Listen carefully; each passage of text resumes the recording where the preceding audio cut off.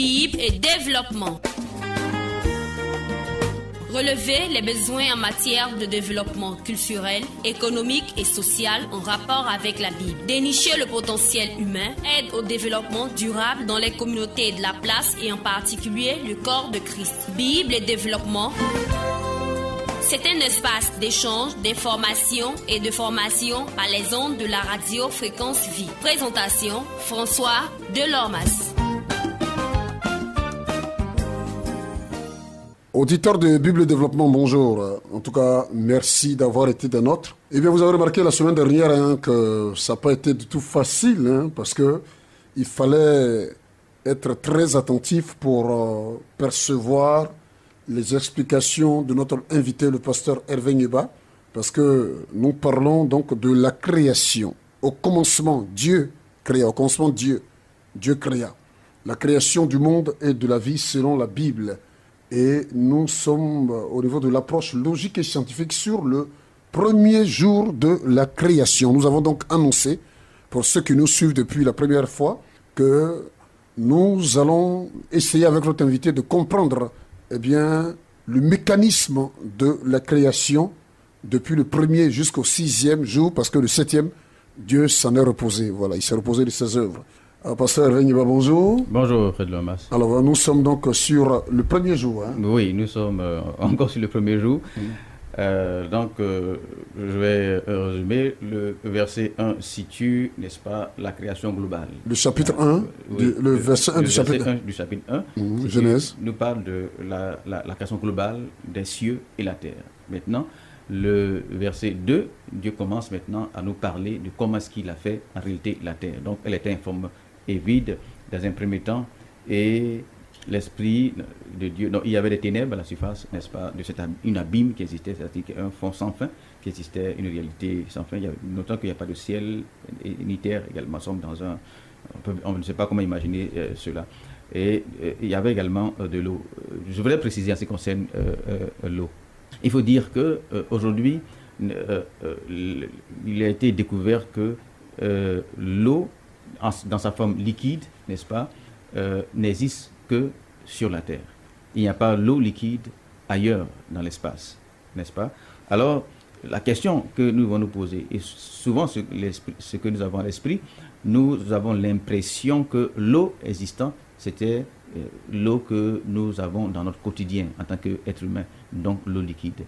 Non, ce n'est pas exact. Sachant que l'eau est sous trois formes, sinon en trois états, n'est-ce pas? Eau gazeuse, liquide et solide. Okay? La plus grande quantité d'eau existante, c'est l'eau gazeuse. Donc, il est probable que l'eau qui existait, que Dieu avait créée avant même le premier jour, n'était pas forcément une eau liquide. Lorsque nous avons à l'esprit une eau liquide, alors nous pensons que cette eau liquide doit être posée sur un support, bien entendu. Donc nous pensons que le monde était d'une certaine façon, que l'eau était dessus. Non, c'est pas vrai, parce que la terre même n'existait pas encore, n'est-ce pas? Donc nous ne pensons pas à une eau comme... C'est vrai que dans la réalité, nous voyons la lagune, la mer comme eau. Nous avons l'impression, n'est-ce pas, que c'est ce qui existait avant. Non, pas du tout. C'était une eau, c'était du gaz en fait. Okay, donc je continue pour dire que la première chose que Dieu crée le premier jour, comme il va le définir, c'est le soleil. Or, avant le soleil, il y avait déjà une terre qui n'avait pas de forme et qui était vide, et également une eau qui existait. Voilà. Mais Dieu n'a pas créé, Dieu a créé ces choses-là, mais pas le premier jour. Le premier jour, ce que Dieu crée, c'est, n'est-ce pas, la lumière, et nous prenons la lumière comme point de départ. Nous, bien entendu, quand nous regardons la Bible, Moïse, et nous également qui lisons la Bible, nous savons que la première des choses que Dieu a créées, n'est-ce pas, le premier jour, c'est donc la lumière. Mais notons également que les scientifiques, n'est-ce pas, lorsqu'ils abordent la création selon leurs recherches, ont compris, ici ce n'est pas une question de croire, les scientifiques ont compris que le point de départ de la création, n'est-ce pas, c'est également la lumière. Mais eux, ils n'appellent pas ça la lumière. Quand nous regardons la Bible, nous pouvons situer les choses, n'est-ce pas, en trois étapes, c'est-à-dire avant la lumière et après la lumière. Et c'est la même chose, c'est la même démarche que les scientifiques font. Les scientifiques prennent pour point de départ la lumière, mais ils situent les choses avant la lumière également, exactement comme la Bible. n'est-ce pas, et également après la lumière. Qu'est-ce que les scientifiques disent? Ils disent qu'avant la lumière, il y avait de l'énergie. L'énergie peut-être, comme vous voyez, quand nous prenons l'essence, nous voyons le gaz qui se dégage. Voilà, c'est peut-être une énergie, ou bien une énergie qu'on ne voit pas. Mais il y avait, n'est-ce pas, une réalité dans l'invisible. Donc la Terre qui était informe avant, n'est-ce pas, la lumière, était une réalité invisible. Vous voyez? Et maintenant, nous pouvons également aller dans Proverbe, qui dit, parlons de la Terre, qui dit que la Terre a commencé par un atome. Or, l'atome, il est invisible.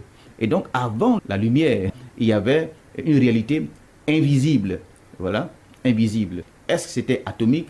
Peut-être nous pourrons peut-être le voir. Mais maintenant, ils déclarent, maintenant des scientifiques bien entendu, que après qu'il y ait eu la lumière, il y a maintenant une création de la matière. Il parle maintenant de la matière après le soleil, la matière. Et la vie et le monde, les astres et tout ce qui nous entoure viendra maintenant de cette matière qui va être créée, n'est-ce pas? Là, je suis dans l'approche scientifique, hein, pas la Bible. Il va être créé, n'est-ce pas, après, n'est-ce pas, ce qu'ils vont appeler la lumière. Et la Bible également parle de la même chose, la lumière. Seulement, les mots sont différents. La Bible se limite pour dire que Dieu dit que la lumière soit. Mais maintenant, cette lumière qui fut là, c'est quoi exactement? C'est quoi? Or, les scientifiques nous donnent des pistes. N'est-ce pas? Je ne sais pas si le mot est indiqué, cité ici, mais les scientifiques nous donnent des pistes.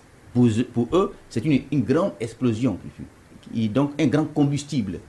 Je crois en partie. Pourquoi? Parce que dans la réalité de notre Terre, par exemple, il y a le magma, qui est une réalité. Le magma vient d'où exactement? Est-ce que le magma n'est pas les restes de ce grand feu qui fut? Il faut aussi comprendre que les atomes sont capables d'exploser.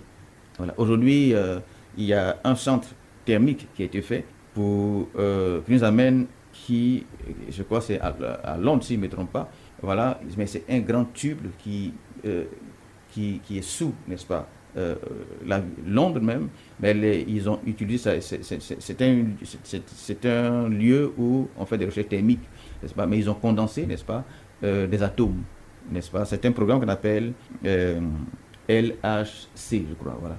Et donc, les atomes, ils ont mis les atomes et ils ont fait circuler à une grande vitesse.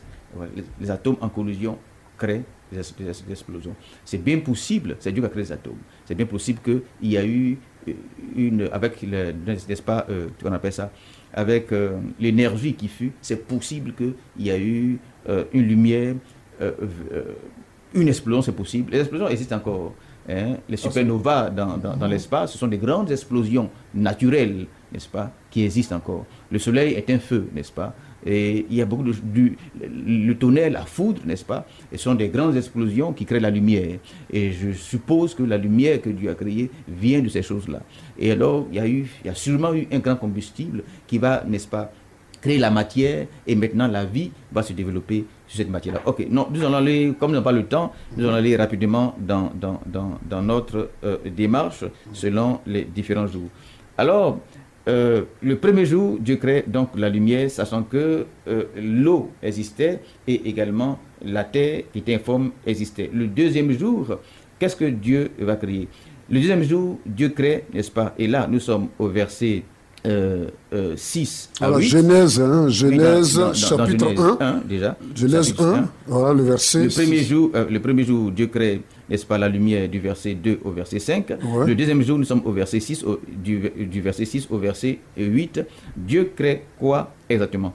Le deuxième jour, Dieu dit qu'il y ait un étendu entre les eaux. Notons que avant même le soleil, pourtant pour moi, nous avons toujours cru que la lumière était le soleil. Donc, avant même la lumière, oui, il y avait des eaux. Ok? Il y avait des eaux. La Bible dit que Dieu va séparer les eaux en Dieu. Cela, moi, m'amène à... Ça te conforte? Oui, bien entendu, ça me conforte. Et bien, ça fait penser à quoi? Vous voyez, nous faisons des réflexions ou nos interprétations. Est-ce que Dieu a pris ses deux mains pour séparer les eaux? Ou qu'est-ce que Dieu a fait pour séparer les eaux? Je crois, vous voyez, ce qui nous retient, nous savons tous, c'est la force d'attraction qui nous retient sur Terre. Donc, l'attraction est une force qui retient les choses sur Terre. Donc, je suppose, pour ma part, que le deuxième jour, Dieu a créé également la force d'attraction qui est une réalité qui existe. Donc, qui est plutôt en bas je note aussi que le premier jour, il n'y a ni d'en bas ni d'en haut. En bas et en haut, en gauche, est dans notre réalité. Dans le ciel, par exemple, vous voyez, c'est d'autres réalités, comme par exemple, Apocalypse 5 montre Dieu, n'est-ce pas, assis sur un trône avec un agneau au milieu du trône. Comment est-ce qu'on peut comprendre que quelqu'un est assis sur un trône et puis au milieu de ce trône-là, comment on réalise ce trône-là? Vous voyez, également dans Ézéchiel, je crois, on voit un char de Dieu avec 4 roues et en même temps, une roue va à gauche, une roue. Imagine une voiture dont une roue va à gauche, une roue va à droite et d'autres roues va à gauche. Donc c'est des réalités différentes en fait. Dans la réalité de Dieu, il n'y a pas en haut, il n'y a pas en bas. Ok, donc le deuxième jour, Dieu crée maintenant un en haut et Dieu crée un en bas. En comment? Dieu va créer bien entendu une force qui va retenir l'en bas, que les scientifiques vont découvrir, qui vont appeler, n'est-ce pas, la force, n'est-ce pas, d'attraction. Donc c'est sûrement cette force d'attraction qui va maintenir l'eau en bas. Et forcément, certainement qu'il y a une force en haut, n'est-ce pas, qui va soutenir, n'est-ce pas, l'eau en haut. Et la Bible maintenant dit que Dieu va créer un étendu, donc un espace au milieu des deux eaux. Comme c'est extraordinaire. Nous prenons comme une orange et un couteau qui coupe l'orange en deux. Donc une partie des eaux, n'est-ce pas, va en haut et une partie des eaux vont également en bas. Parce que étant donné qu'il n'existe pas d'en bas, donc on peut dire vont en bas, n'est-ce pas, vont en bas. Et un espace, n'est-ce pas, va se créer au milieu des deux eaux-là. Et la Bible déclare que Dieu va appeler cet espace-là ciel. Alors, voici comment Dieu a créé les cieux. Le premier jour, il n'existait pas des cieux parce que nous voyons là où Dieu, n'est-ce pas, va créer les cieux, n'est-ce pas, le deuxième jour. Donc, je disais, du verset 6 au verset 8, Dieu crée le deuxième jour, n'est-ce pas, le ciel. Donc, notre ciel que nous voyons, la terre, n'est-ce pas, et le ciel en haut, Dieu le crée le deuxième jour. Et je rappelle pour dire que le premier jour, il a dit que Dieu créa les cieux. C'est comme Dieu avait fini de créer les cieux. Or, ici, nous voyons maintenant au deuxième jour, comment est-ce que Dieu a créé notre ciel à nous, qui n'est pas un ajout sur les cieux, n'est-ce pas, du premier jour, mais Dieu, comme je disais, que Dieu parle maintenant à nous, à compter du verset 2, de nous, notre réalité. Donc ici, il nous montre comment est-ce qu'il a créé notre ciel à nous. Donc, au-delà de notre ciel, il existe d'autres cieux, vous voyez, avec d'autres réalités. Absolument. Mais ici, nous sommes dans notre réalité à nous humains, n'est-ce pas? Et donc, le deuxième jour, Dieu va créer notre ciel à nous. Et ici, le ciel est au singulier. Donc, c'est un seul ciel. Mais il n'existe pas un seul ciel, il existe plusieurs cieux. Alors, nous passons maintenant au troisième jour. Qu'est-ce que Dieu crée le troisième jour? Le troisième jour part, n'est-ce pas, du verset 9 au verset 13. La Bible dit quoi? La Bible dit que les eaux, Dieu dit que les eaux qui sont au-dessus du ciel, donc qui sont restées, donc il y a les eaux en haut, n'est-ce pas, et les eaux qui sont restées, n'est-ce pas, en bas, n'est-ce pas. Donc il dit que les eaux qui sont restées au-dessous du ciel, ici en bas, donc ici en bas, voilà, que ces eaux-là, n'est-ce pas, se rassemblent à un seul lieu, vous voyez. Donc il attire les eaux pour que les eaux viennent, n'est-ce pas, tout, pour se rassembler à un lieu, n'est-ce pas, et que le sec paraisse. La Bible dit, et cela fut ainsi, ok. Le verset 10, et Dieu appela le sec terre, et il appela la masse des eaux mer. Alors, le premier jour, il y a l'Esprit de Dieu qui est au-dessus, n'est-ce pas, de l'eau. L'eau sur laquelle était l'Esprit de Dieu n'était pas la mer, il était simplement l'eau. Dieu va nommer, créer, achever de créer la mer, n'est-ce pas, le troisième jour, n'est-ce pas. Donc on ne peut pas affirmer ou dire que le premier jour, l'eau qui était là était la mer. Non, pas du tout, n'est-ce pas. Dieu crée la mer le troisième jour et il nomme, n'est-ce pas. Lorsqu'on a fini de créer, lorsqu'on a achevé notre création, nous nommons. Vous voyez, c'est pas lorsque notre enfant est dans le ventre que nous le nommons, n'est-ce pas. C'est après qu'il soit né que nous le nommons. Il soit achevé, Dieu est achevé de créer l'enfant dans notre sein, le sein de notre femme, que nous le nommons et nous allons, n'est-ce pas, vers la mairie pour qu'il soit officiellement appelé de ce nom-là. Alors donc, lorsque Dieu nomme, cela sous-entend, cela veut dire que Dieu a fini, n'est-ce pas, de créer. Cela voudrait dire quoi? Cela voudrait dire que la mer a été créée. Sinon, la mer va commencer à être créée, n'est-ce pas, avant même le premier jour, donc avant même la lumière, il y avait les eaux. Et c'est au troisième jour, n'est-ce pas, que Dieu va achever de créer la mer. Tout comme la terre.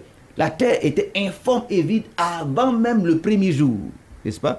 Et nous voyons maintenant au troisième jour que Dieu nomme maintenant la terre lorsqu'elle paraîtra dans sa forme achevée, sec et dure, vous voyez? Et donc Dieu va la nommer la terre, vous voyez? Et donc, voici un peu comment Dieu crée, n'est-ce pas, le troisième jour, finit, sinon achève de créer la mer que nous voyons et la terre également. Bon, maintenant, une grande question. Alors, on est au troisième jour. Oui, nous sommes au troisième jour. Alors, si on se met dans la perspective des 6 jours, je veux dire qu'on est, pour parler comme nous ici bas sur la terre, on est à mi-parcours. À mi-parcours. Alors, je veux qu'on fasse une sorte de résumé partiel. Parce que c'est tellement complexe. Oui. Alors, repartons brièvement, parce qu'on va te laisser continuer, pasteur. Okay. Le premier, le deuxième et le troisième jour, une sorte de conclusion partielle, de résumé, pour qu'on puisse comprendre. Parce que je vois qu'au fur et à mesure qu'on avance, oui, ça devient de plus en plus complexe. Ok. Oh, nous allons résumer, mais je préfère que nous allions sur la base biblique, n'est-ce pas, pour résumer cela. Et le verset biblique que nous allons prendre est dans Proverbes. La sagesse même qui a créé le premier jour va nous parler de la création dans Proverbes, le chapitre 8, n'est-ce pas? On va définir, prendre ça peut-être au verset 24. Proverbes chapitre 8, verset 24. Alors, qu'est-ce que la sagesse, n'est-ce pas, nous dit? La sagesse qui est la science de Dieu, la sagesse avec laquelle, n'est-ce pas, Dieu a tout créé, voilà. Et j'aime également ce verset dans Jean 1, au commencement était la parole, et la parole était avec Dieu, et la parole était Dieu. La Bible dit que rien de ce qui est, n'est-ce pas, n'a été créé sans elle, et tout ce qui est, c'est-à-dire ce dont nous parlons, a été créé avec la parole. Mais dans la parole, il y a quoi? Dans la parole, il y a la science, dans la parole, il y a la sagesse, parce que la science, n'est-ce pas, sinon la parole est ce qui révèle, n'est-ce pas, la sagesse et la science de Dieu. Alors, dans le verset, n'est-ce pas, 24, le chapitre 8 de Proverbes, dit, c'est la sagesse qui parle, « Je fus enfanté quand il n'y avait point d'abîme. » Alors le mot abîme le retrouvons, n'est-ce pas, au verset 2, n'est-ce pas, à l'aube même de la création, avant même, n'est-ce pas, que Dieu ait créé la lumière le premier jour, il y avait, n'est-ce pas, les ténèbres qui étaient à la surface de l'abîme. Alors la sagesse dit que avant même que il y ait l'abîme là, la sagesse, n'est-ce pas, a été affrontée. Il dit encore que lui, la sagesse, a été affrontée lorsqu'il n'avait point de source chargée d'eau. Voilà. Et l'eau ici également va être dans le premier, sinon le deuxième verset de la création, c'est-à-dire Genèse, où on parle d'eau. Il dit qu'il n'avait point de source chargée d'eau. Donc, en Genèse, voici, la sagesse dit qu'il y avait des sources qui étaient chargées d'eau. N'est-ce pas? Et il continue pour dire que avant même que les montagnes ne soient affermies. Écoutez bien le mot affermi et retenons-le. Il dit quoi? La sagesse dit que avant même que les montagnes soient affermies, il est en train de dire que les montagnes n'étaient pas affermies.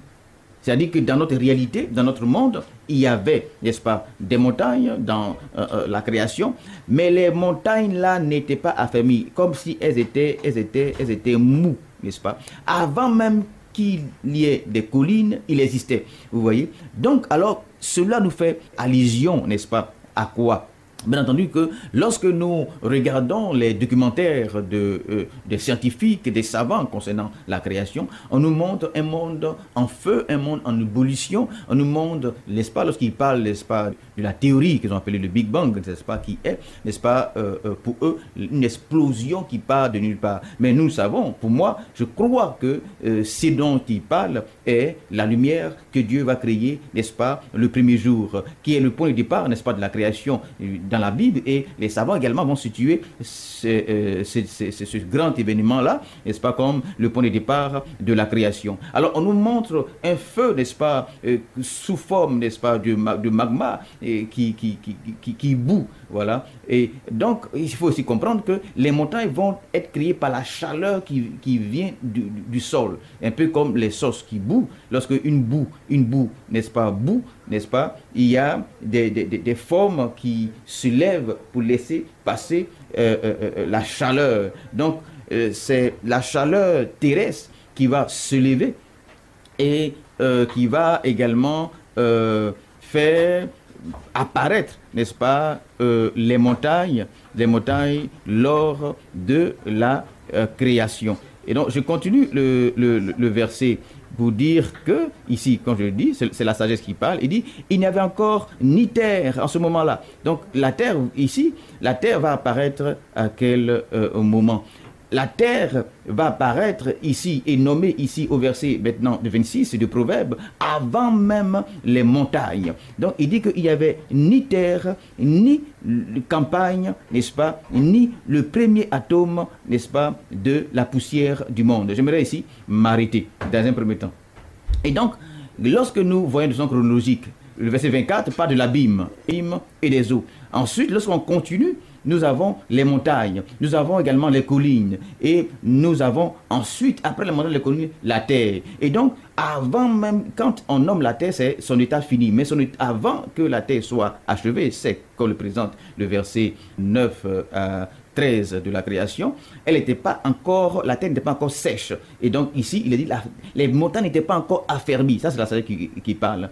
Et il n'y avait pas encore de campagne, donc la nature n'était pas encore, il n'y avait pas encore le premier atome de la poussière du monde. Alors, le monde ici, ce verset, ici, nous sommes au verset qui n'a pas d'atome, qui est un verset assez important pour moi, n'est-ce pas? C'est au verset de 26. Voilà, le verset 26. Alors, la Bible nous dit que la terre va commencer par un premier atome. L'atome, il est invisible, n'est-ce pas? Et donc, les atomes vont se multiplier jusqu'à devenir la poussière. Il dit le premier atome de la poussière. Donc, la poussière, la Bible nous dit que la poussière est constituée d'atomes. Il y a eu l'atome, ensuite la poussière et la terre. La problématique, donc, je voudrais peut-être faire allusion ici, c'est un mot vraiment qui a troublé et qui a été sur les lèvres de beaucoup de savants à l'aube de la création de leur richesse, qui est l'évolution. Est-ce que nous pouvons admettre, ou est-ce que nous voyons à travers cette démarche que Dieu nous présente, sinon Moïse nous présente, est-ce qu'on peut dire qu'il y a eu évolution depuis que la terre était informe et vide, avant le premier jour, jusqu'au troisième jour où la terre se présente, n'est-ce pas, dans sa forme achevée, donc sèche? Est-ce qu'on peut parler ici d'évolution? Moi, oui, je peux parler d'évolution. Bon, que je parle d'évolution, non, je pense que les choses sont assez claires. Et dans Proverbe également, les montagnes n'étaient pas encore affermies, il n'y avait pas encore de collines, il n'y avait pas encore de terre, etc. Et nous voyons, et donc la terre également commence par un seul atome pour devenir poussière, pour devenir tout le monde. Est-ce que nous pouvons affirmer que l'évolution est une réalité? J'aimerais dire qu'il y a beaucoup de frères dans le milieu scientifique aujourd'hui, certains qui ont le nom comme Francis Collins. Si vous allez sur Internet, c'est un chrétien qui fait également des grandes conférences sur la création, mais lui il est plus sur les cellules, voilà, qui démontrent la gloire de Dieu à travers la création, un grand savant reconnu dans tout le monde entier, voilà, qui sont d'accord, constatent, parce que nous constatons tous qu'il y a eu évolution. La Bible même le présente. Premier jour, la terre est informe, troisième jour, elle est sèche. Est-ce qu'on peut pas affirmer ou avouer qu'il y a eu évolution? Mais est-ce que l'évolution dont nous pouvons parler est l'évolution selon Darwin? Non, je ne crois pas. C'est pourquoi il est très important que les chrétiens puissent eux-mêmes faire leur analyse, avoir leur propre démarche et continuer. Alors nous allons également continuer, n'est-ce pas, sur Proverbe et voir ce que Dieu a fait. Il est dit maintenant au verset 27, lorsque Dieu disposa les cieux, j'étais là, dit la sagesse, lorsqu'il traça un cercle à la surface de l'abîme. Alors le verset, n'est-ce pas, 2 de la Genèse nous parle de l'abîme, donc qui est un vide. Alors il va également ressortir, n'est-ce pas, l'abîme au verset 27 de la Genèse, disant que Dieu va tracer ensuite, après, qui est l'abîme, va tracer un cercle, n'est-ce pas, à la surface de l'abîme. Donc, voici va apparaître maintenant la rondeur, n'est-ce pas, de notre monde que nous connaissons. Lorsqu'il fixera les nuages en haut, là, il ne va pas d'en haut, et lorsque les sources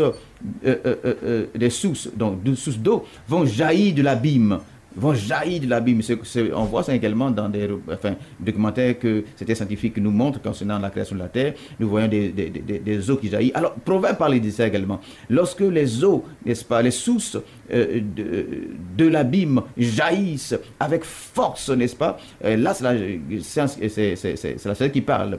Lorsqu'il donna les limites à la mer pour que les eaux n'en franchissent pas les bords, lorsqu'il posa les fondements de la terre, n'est-ce pas, il était là, dit la sagesse, etc. Donc, nous voyons, quand nous lisons, n'est-ce pas, ces passages, nous voyons de façon chronologique comment Dieu va créer, n'est-ce pas, la terre depuis le premier jour jusqu'au troisième jour. Alors, voici un peu comment nous pouvons résumer, selon la Bible, la création jusqu'au troisième jour. Comment nous pouvons résumer, selon la Bible, la création jusqu'au troisième jour? Oh là là, oh là là, oh là là. Ça, vraiment, merci beaucoup à toi, Pasteur Nyeba. Vraiment, c'est extraordinaire, c'est extraordinaire. Et j'ai aimé ce que tu viens de dire. Et quand nous parcourons de façon logique et scientifique, il ne faut pas qu'on ait peur du terme, c'est un terme normal, nous voyons qu'effectivement, il y a une certaine évolution. Bon, pour employer le terme de la création. Ouais, tu m'as compris. Une certaine évolution dans la création. Voilà, donc qu'on soit créationniste, qu'on soit évolutionniste, ce qui a su Dieu est dans les deux mains. J'ai aimé, vous avez dit, l'évolution telle que expliquée par la Bible, pas cette évolution selon Charles Darwin. Voilà, c'est l'évolution selon Dieu. Et je suis d'accord avec vous. Voilà, on va se retrouver la semaine prochaine. C'était Bible de développement. Dieu bénisse. Bonsoir. Bible et développement. Relever les besoins en matière de développement culturel, économique et social en rapport avec la Bible. Dénicher le potentiel humain, aide au développement durable dans les communautés de la place et en particulier le corps de Christ. Bible et développement. C'est un espace d'échange, d'information et de formation par les ondes de la radio Fréquence Vie. Présentation, François Delormas.